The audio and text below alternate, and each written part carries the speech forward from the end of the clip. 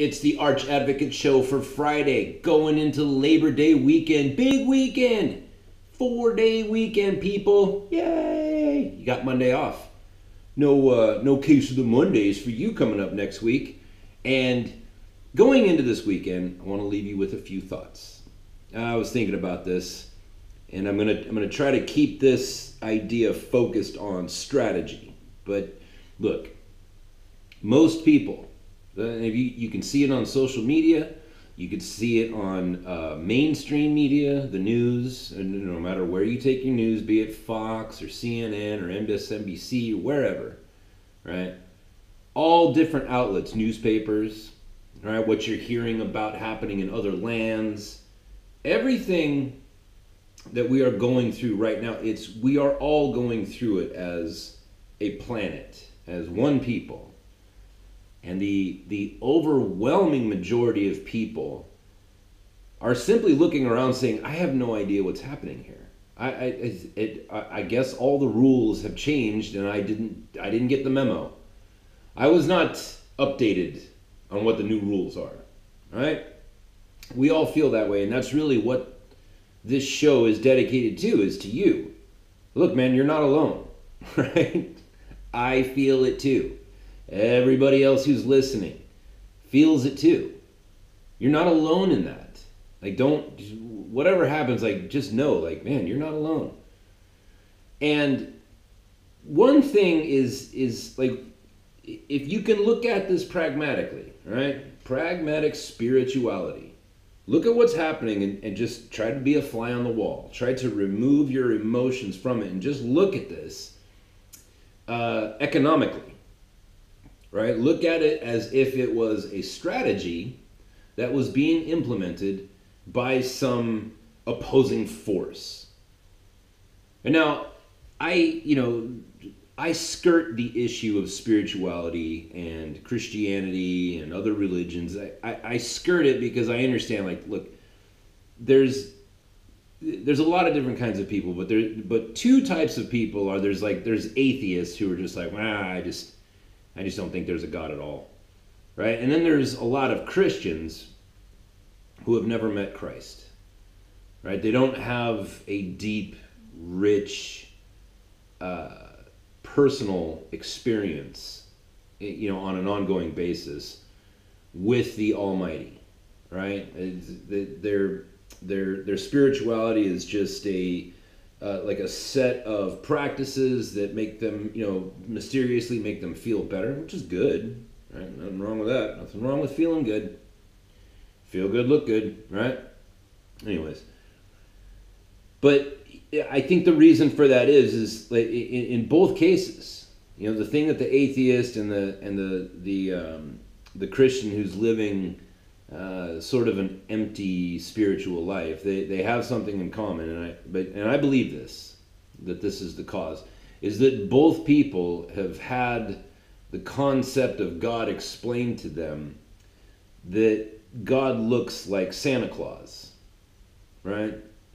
To most Christians, I would say, well, in my experience, I have no idea what the actual number. There's a lot of people out there who have very rich spiritual lives that are followers of Jesus Christ. But in my experience, probably environmentally because of where I'm from,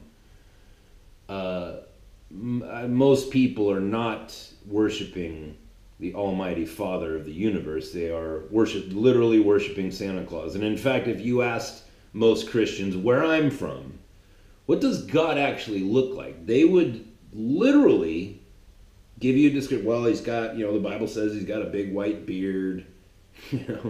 He's got, bronze legs or whatever. Like, and he, flies across the sky on a chariot of fire. It's like, man, you're dangerously close to literally describing Santa Claus. You know what I mean? Like, that's real. In my estimation. Now, again, I'm sorry if that offends you, but you've not lived my life, nor have I lived yours, so give me some room here, would you? But if that's the case, then the atheist is justified in saying, well, no, I'm a grown-ass man. I'm not going to worship Santa Claus. I'm not going to believe in Santa Claus. And the Christian is just is equally as bad right? Because it's like, dude, we don't worship Santa Claus. Like, that's not the actual description. You need to spend more time reading your scriptures and understanding what those people were saying when they were talking about the descriptions of God. But anyways, that's my point is that a lot of people, they look at God as Santa Claus, and they look at the devil or Satan or Lucifer and his minions or hers, and his minions as being like these ghoulish type of creatures, like Gollum, right? I made that reference yesterday, but when people think about demons, they think about like horned creatures with tails and their skin falling off of their bones and whatever, and that's why people, I think, do not properly estimate these things. Underestimate it, overestimate it, whatever. It is an improper estimation. God is not Santa Claus. Demons don't have horns. They're not ghouls, right? When you conceptualize it like that, it becomes something very easy to disbelieve in, right? If that's your concept of what a demon is or demonic activity is, then it's very simple. It's very easy to put yourself in a place where you will be easily ridiculed, and the ridicule you receive will be justified. And if you have a rational mind, you will have to give up your belief that there are such things as demons and angels, that there is such a thing as a God. You know what I mean? That's the problem. If you have a weak argument and somebody's going to come along and defeat that argument, and instead of pressing in further, you'll just eject the whole thing, that's how you become an atheist, right? But what if it's something different, right? I don't know what it is. Like, I have ways that I can describe it, but it's like, ultimately, it's all speculation. But let's just pretend for just a second, right, that there is an all-powerful force that is so powerful that it, by its very word, by its very declaration, created the universe that we know, right? Powerful being. And that all of the knowledge and wisdom and everything in the universe, it all comes to a head somewhere, and that head has its own independent personality. And that we are part of that thing, right? That thing is both in us and simultaneously over us. It is both in us and outside of us. I understand. Those are hard concepts to try to grasp. And if that's true, right? I mean, here, you make it a little bit easier. We all know, like, scientists have proven, I believe, that everything in the universe is made out of energy, and that there is energy everywhere, and at no place in the universe does such a thing as a vacuum exist. There's no place in the universe that is not full, jam-packed, wall-to-wall with energy. And you are made of energy. Like, all of the matter that makes up you, it's all energy. And when you die, when this body gives in and quits, right? The body will rot and it'll go back into the earth, but there will be an energy that goes back into the universe. All of it will be absorbed back into the universe. Well, where does it go? Right? Is it possible that it all goes back to where it came from? Right? Is it too hard of a stretch to make that, to theorize that from a scientific level? Why am I talking about all this? I'll tell you what, let me get to it. Strategy. Right? Strategy. What if what we are seeing, as we look around this world and we think to ourselves, like, what the hell is going on? When I was growing up, I had these rules, and now the rules are completely different, and I don't know what they are because nobody sent me the email. I was not CC'd on that email. I don't know what the rules are, and I'm losing my crap looking at all of the, I just don't understand what's happening. If you just told me what the rules are, right?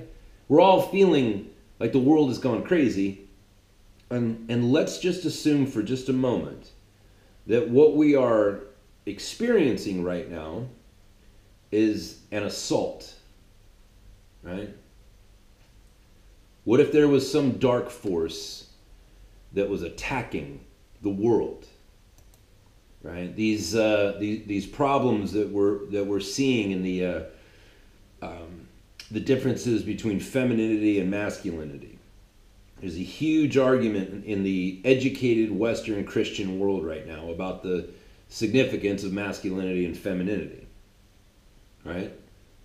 And let me tell you something, like if you do not look at femininity as being a divine concept, right? Femininity is divine, and masculinity is there to protect it, right? God created feminine. If you don't have a God, then this is, that's how you get to where we're at. It's only if you see femininity as being divine that your masculinity will rise to defend it, thus making your masculinity, very important to the idea of femininity. And you cannot, if you want the human race to keep perpetuating itself, you have to have both of those things. If you lose one of those things, the other falls, and then people stop screwing one another and getting married and making babies. And then the human race quits. Right?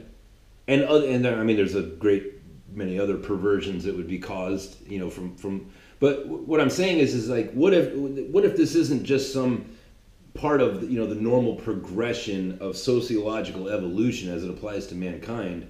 What if this is an attack? What if we're under attack? Over 40% of children in the United States are being born out of wedlock, and women are becoming, as women move away from depending on their own alpha male to go out and provide for them so that they can have children and raise those children and produce smart, productive members of society.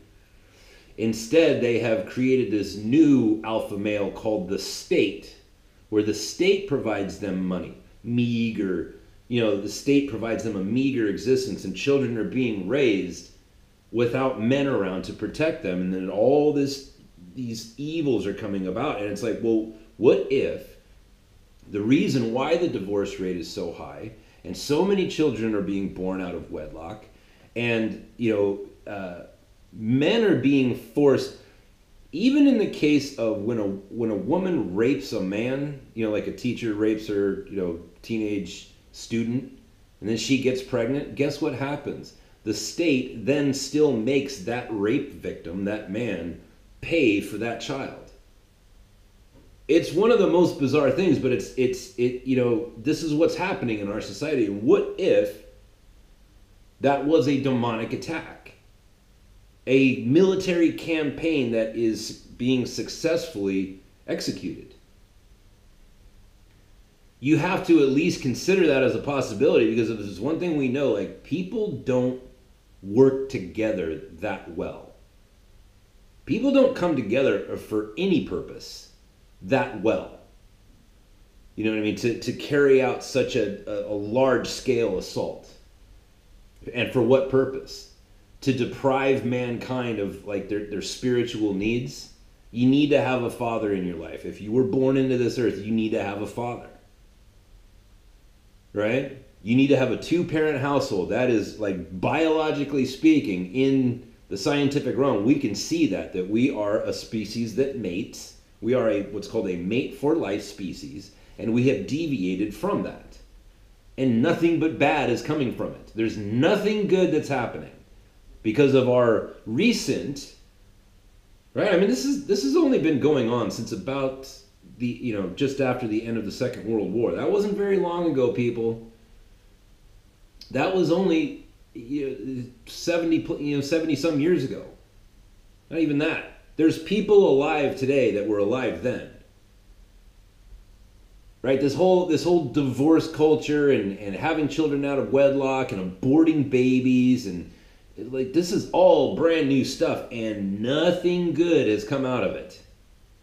Nothing good has come out of it. So let's just, for a second, pretend, right? Let's just assume in our little pretend brain that there are things called demons, there is somebody called Satan, and there is a dark assault, a dark military campaign being prosecuted against the Christian world. Let's just assume that for just a second. Let's talk about strategy. Right? Can we look at what's happening right now? Where people are so confused that they don't even know which bathroom to use. They don't know which clothes to wear. They have no value in the way that they were born, man or woman. Is it possible that this is a military campaign that is being successfully prosecuted? Let's take a look at strategy for just a second. Right? I'm going to give you a couple of quotes from a warrior poet named James Mattis, General Mattis. General Mattis says, "Be polite, be professional, but have a plan to kill everybody you meet." He wasn't being funny. This is right. I've known Marines like this, like true leaders.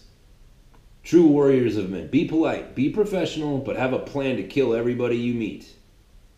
He also said, always carry a knife with you, just in case there's a cheesecake, or if you have to slit somebody's throat. That's James Mattis. Like, he's not trying to be funny. All right, here's another one.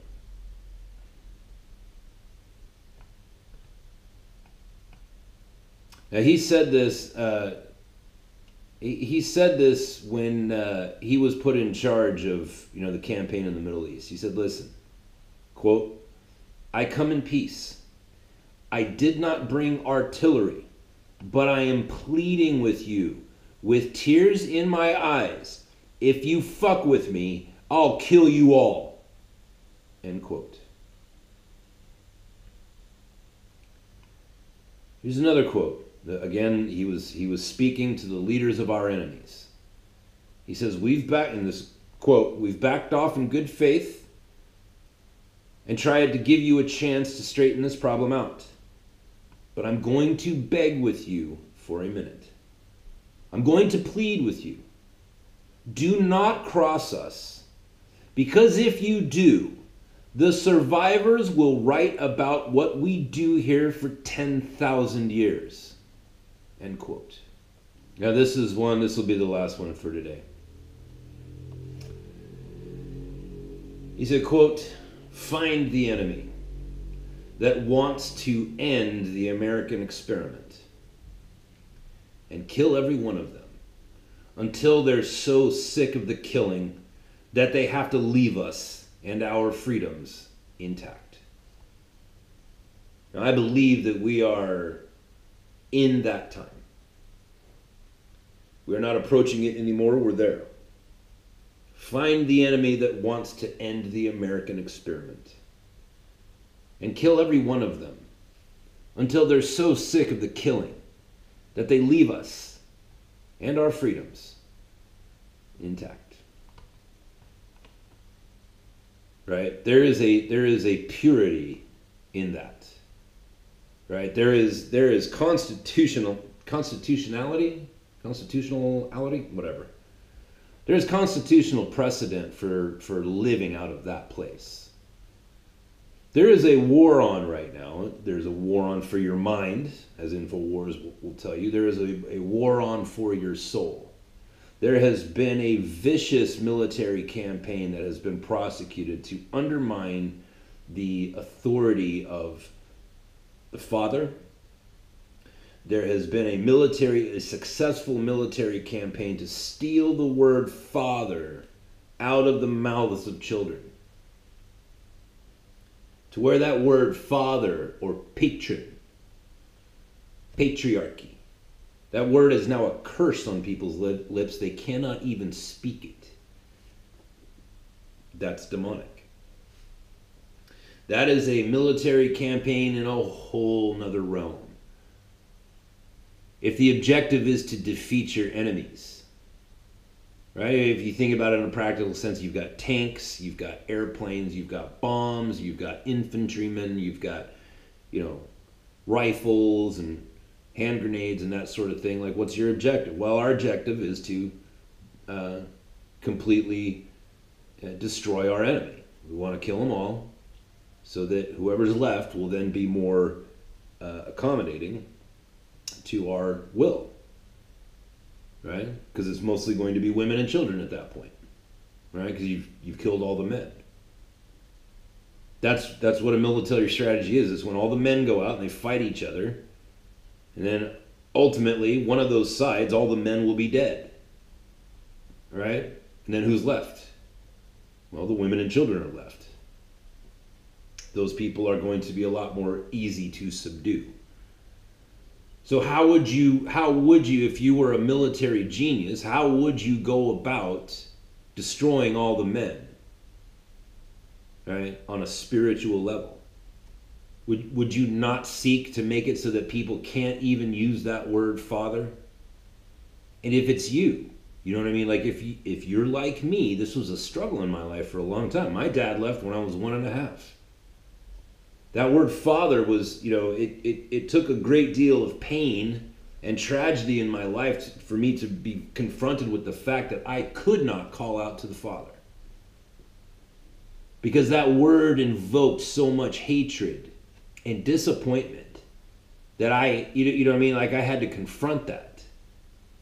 And I had to ask specifically, like, Father in heaven, this is a battleground in my heart, and if you do not come and fix this, it will not get fixed. I have nothing in my heart but hatred. Only you can fix this. If it's going to be fixed at all. I can't do it.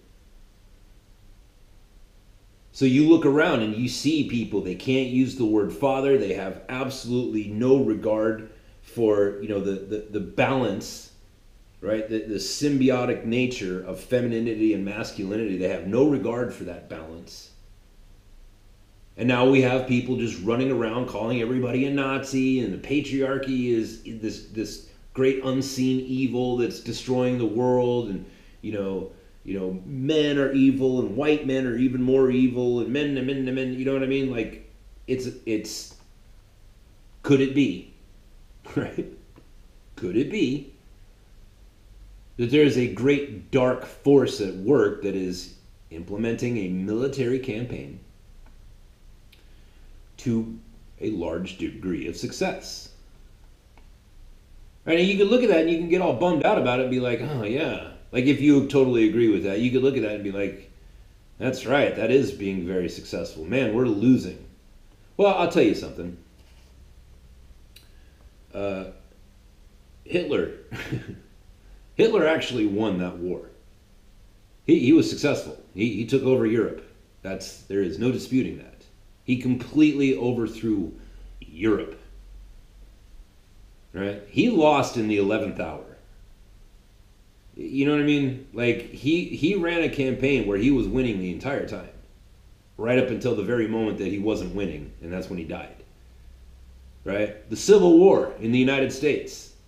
Did you know that the South was winning that war the entire time? The entire time.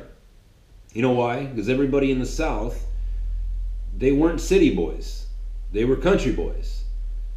They were men that, had to learn how to hunt and carry a big-ass musket from a very young age. And by the way, muskets back then, like, the targeting on those, it was not easy. It was not easy to fire a ball, right? Because we don't use those anymore. We have, our bullets are shaped differently nowadays because we know a lot more about aerodynamics and that sort of thing. But it wasn't easy to shoot a man with one of those and hit him. It was very difficult to hit your target with a musket. Very difficult. And because the people in the South were way more practiced at it, the South was winning the entire time, right up until the 11th hour. When there were some things that happened. They cut off the Mississippi, right? one of the strategies was they took salt away from being able to be shipped down the Mississippi and other rivers, because there was no refrigeration back then. Back then, the preservation of food was salt. Your refrigerator was salt. And if you did not have salt, then you could not preserve your food. That means you would have to go hunting every day and gathering food every day. Right? It's a huge pain in the ass. That's why, like, when you read about, Salzburg, Austria, and the salt wars that happened in Europe many years ago, like, the reason why Roman soldiers were paid in salt, that salt was so valuable that it was actually used as currency. It was used as currency. The reason why it was so valuable is because that's how you would preserve your food. And that did not change up until very recently in human history. Very recently. Very recently. If you knew your great-grandparents, they were born in the time before refrigeration. Right? So that was one of the strategies. Like, how do we... These people in the South, they are militarily superior to us. How do we defeat them? Well, let's take away some things from them. That's how the North won. They cut off the supply of things that they needed. That's how they won. That's what, and you know what I mean? Strategy. Ultimately, strategy, the right strategy will always win. You know what I mean? Hitler did win the Second World War right up until the 11th hour when he didn't and he killed himself. The South did win the Civil War right up until the 11th hour when they didn't anymore. And they didn't have salt and they didn't have other things that they needed to be supplied with, but salt was a big one. Little things like that, you can look at that and be like, that just sounds so insignificant. It's like, well, not if you were living in the mid-1800s, it wouldn't. If you go out and you kill a deer, and you got 100 pounds of meat, you have to preserve it. Otherwise, you're going to kill a deer that took you all day to hunt, and all you're going to get out of it is one meal, because you can only eat so much meat. You can only eat so much before your belly's bursting, and then you got to throw the rest of the damn thing away, because by tomorrow it'll be rotten, unless you have salt.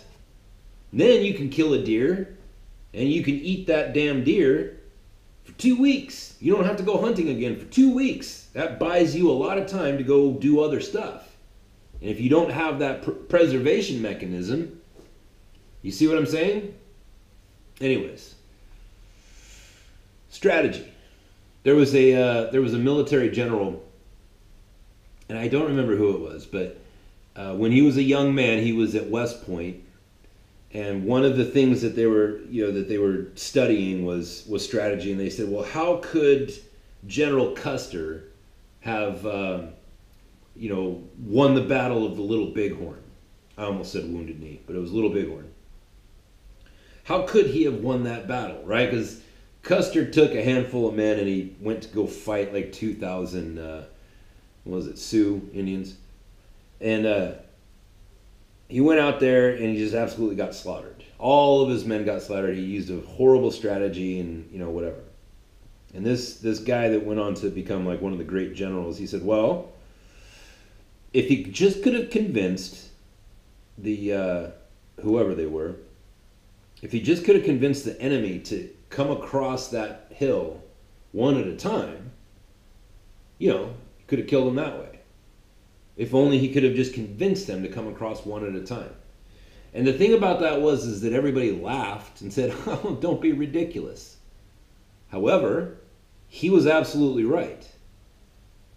The question was like, well, can you give us a strategy that you would try to use if you were General Custer? And well, I guess I would have tried to get them to come across that hill one at a time. Then I could just pick them off as they came. It sounds silly, but it's right. It is correct.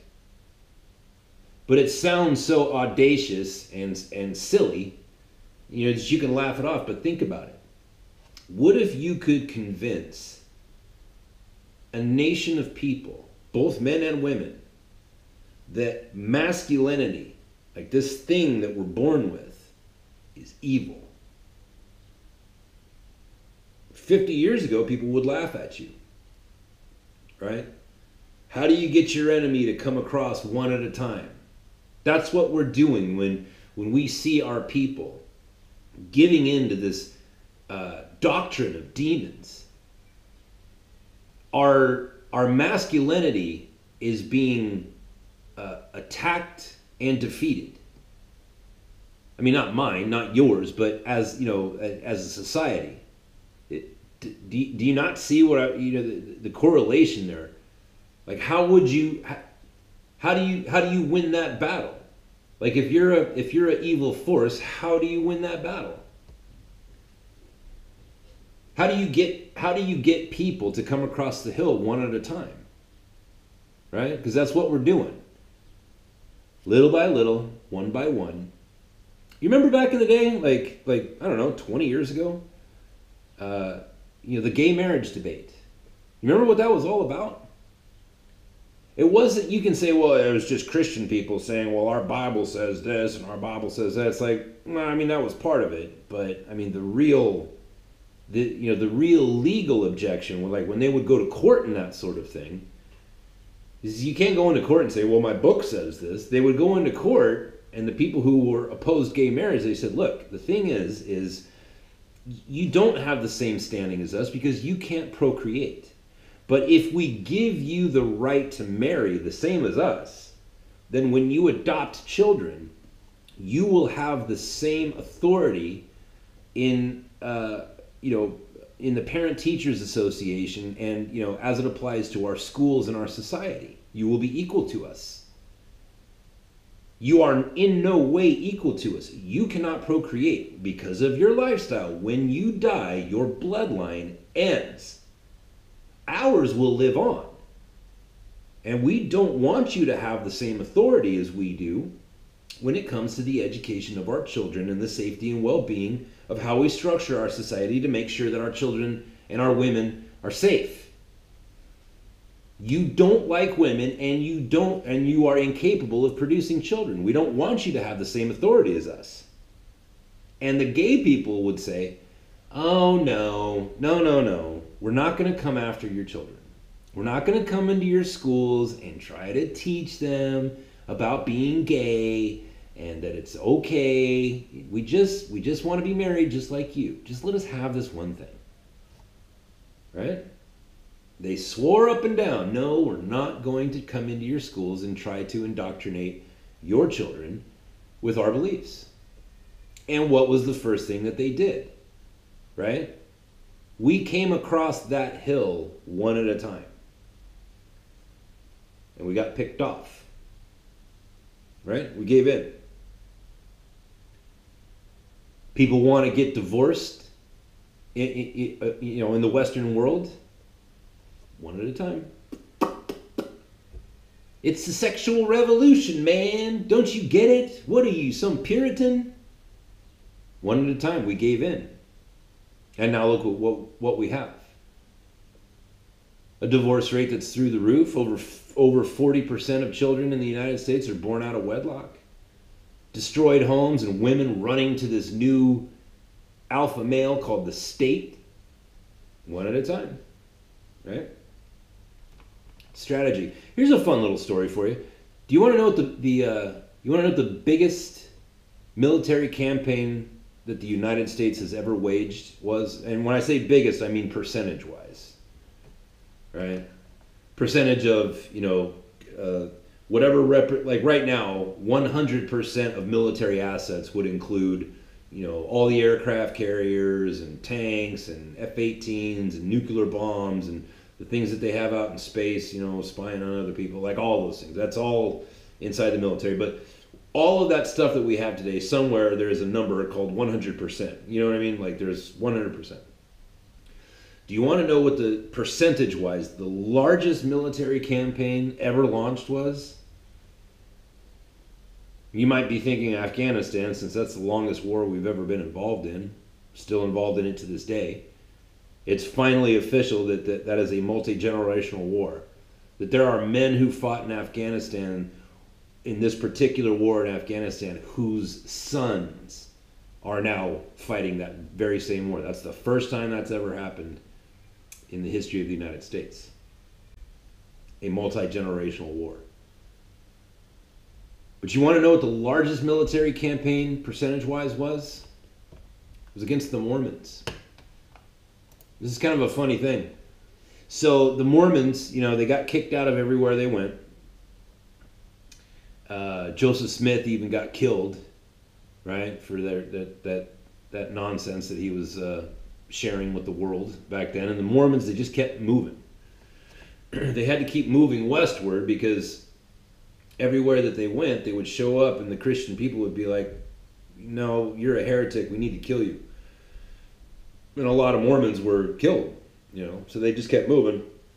They finally get to Utah, and Brigham Young, who was now in charge of, the Mormons, he writes a letter to the President of the United States. It was James Buchanan. Before I said it was Grant, but it wasn't. It was Buchanan.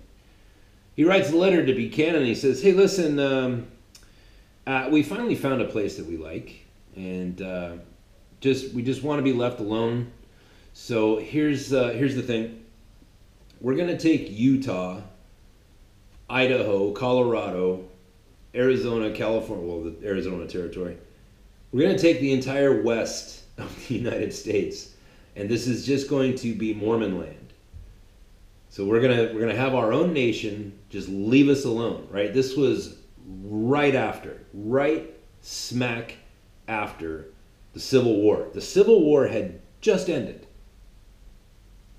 right? And Brigham Young writes this letter to the President of the United States and says, hey, we're going to secede from the Union. And so Buchanan sent very nearly 100% of military assets, men and equipment, right, from the East Coast towards Utah.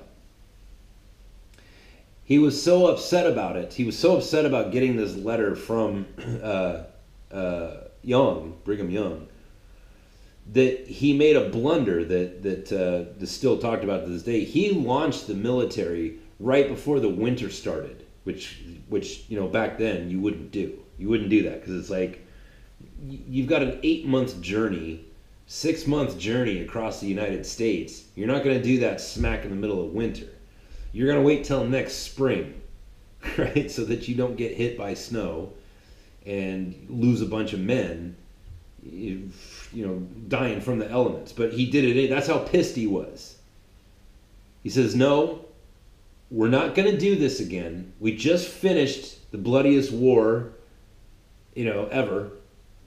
And so what I want you to do, he got all his generals together. He says, I want you to get everybody together, and I want you to go to Utah.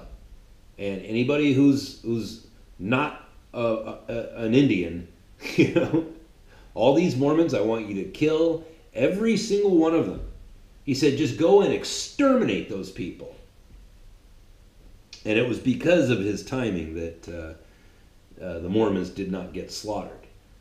But in American history, just want you to know that was the largest military campaign ever, percentage-wise, to this day. Right? Strategy is important, I guess is what I'm trying to say. That's kind of a funny story, right? The largest military campaign in American history was launched against the Mormons. By the way, what ended up happening was Brigham Young wrote another letter. And he said, I'm sorry. I'm very sorry about that. But listen, these are strange times. I was reading, there's a poem on one of my favorite Facebook pages is called I Stole This from Another Page. They always put up funny things, but this one's not funny. I'm going to read this to you. I wanted to give you that preface so that you didn't think that I wrote this. It's kind of a poem, but it's not really. But it says, welcome to 2018. Our phones are wireless. Our cooking is fireless. Our cars are keyless. Our food is fatless. Our dresses are sleeveless. Our relationships are meaningless. Our attitudes are careless. Our feelings are heartless. Our babies are fatherless. Our children are mannerless. Our education is valueless. Our youth are jobless. Our leaders are shameless. Our politicians are worthless. Our government is clueless. We are speechless. I thought that was. I thought that hit. Thought that hit me right where I lived.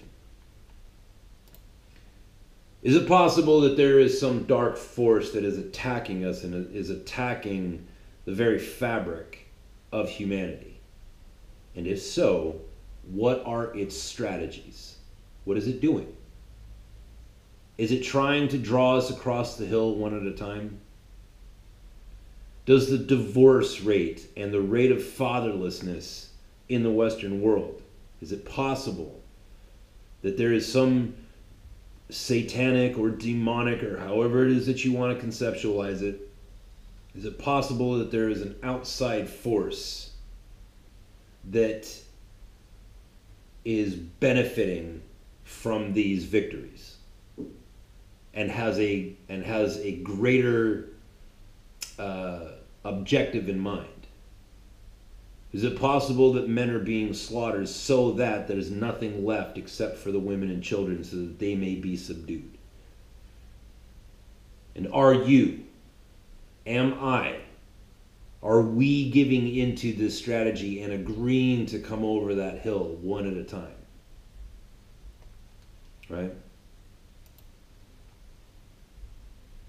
Find the enemy that wants to end this American experiment and kill every one of them until they are so sick of the killing that they will leave us and our freedoms intact. Have a good weekend, folks. We'll talk to you on Monday.